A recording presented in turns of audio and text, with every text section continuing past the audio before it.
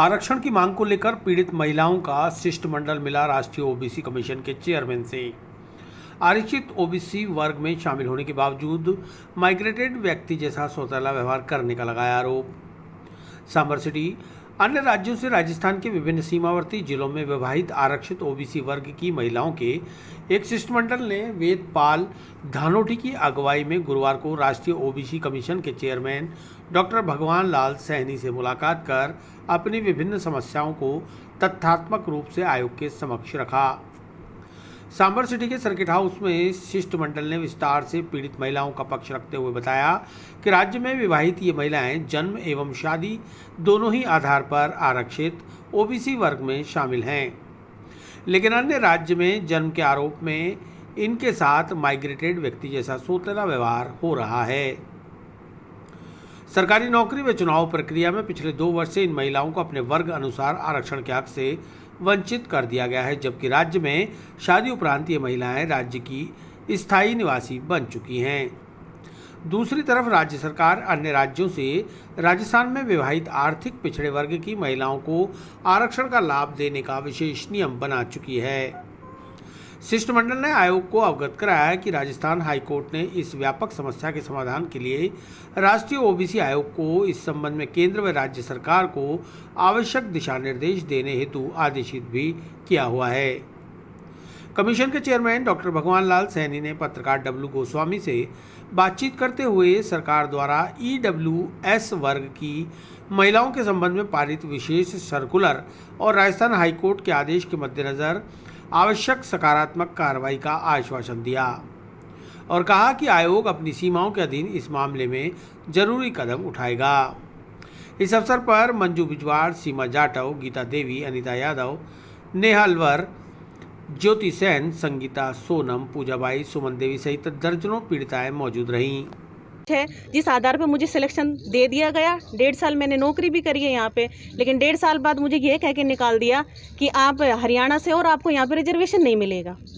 तो अब अगर हम हरियाणा से कोई फॉर्म डालते हैं तो हमारा मूल निवास यहाँ का बना हुआ है, और जैसे ही हम वहाँ पे मूल निवास यहाँ का दिखाते हैं राजस्थान का, तो वहाँ से भी हम जनरल कैटेगरी में आ गए और यहाँ से भी हम जनरल कैटेगरी में।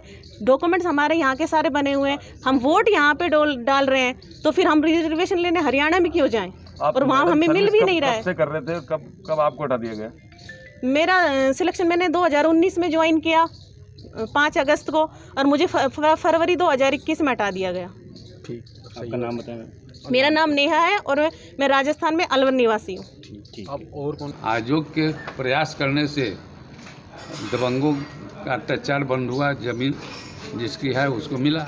कई जगह पिछड़ों की बालिका पर रेप हुआ, लेकिन पुलिस कोई एक्शन नहीं ले रही है क्योंकि उस पर बड़े लोगों का बड़ा हस्त है। और सर आज एक मामला ये भी सामने आया है कि अन्य राज्यों से जो ओबीसी SC ST की महिलाएं आती हैं विवाह होकर के, उनको भी यहाँ सर्विस में काफ़ी परेशानी का सामना करना पड़ रहा है। तो उसके लिए आयोग आगे क्या करेगा भविष्य में? आयोग देखिए, आयोग की अपनी सीमा है जी।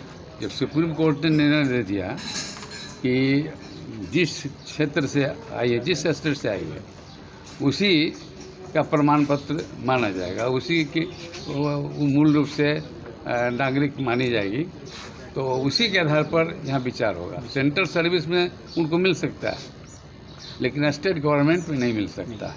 तो अब इसके बाद आयोग क्या करेगा? अब पार्लियामेंट में इसका सुधार हो जाए कि पति के अनुसार उसको काउंट किया जाए, तो आयोग भी उसको लेगा। आयोग की एक सीमा है ना। माता पिता देखा जाता है, माता पिता देखा जाता है, माता पिता को देखा जाता है।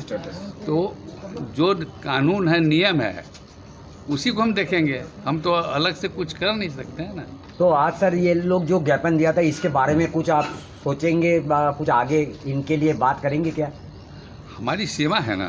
अब ये प्रश्न है कि राजस्थान में जो हरियाणा से आए हैं, मध्य प्रदेश से आए हैं, उन विवाहित होकर आई हैं लड़की, तो उनको यहाँ के राज्य सरकार की नौकरियों में वो उस आधार पर नौकरी नहीं मिलेगी कि वो पिछड़े वर्ग की महिला है या किसी वर्ग के साथ उसका विवाह हो गया।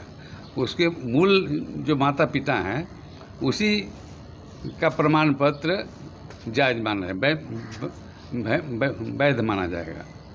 तो उसमें तो आयोग कुछ नहीं कर सकता है ना, आयोग की अपनी सीमा है। धन्यवाद सर, आपको बहुत बहुत, और हमारा चैनल की तरफ से भी आपको बहुत बहुत आभार प्रकट आपको करते भी हैं। धन्यवाद। और आप सांभर सॉल्ट में आप आए हैं, इसके लिए पूरी सांभर वासी आपको आभार प्रकट करते हैं। हाँ, सांभर साल्ट की एक और यहाँ पर आप खड़े हैं, क्या कारण है?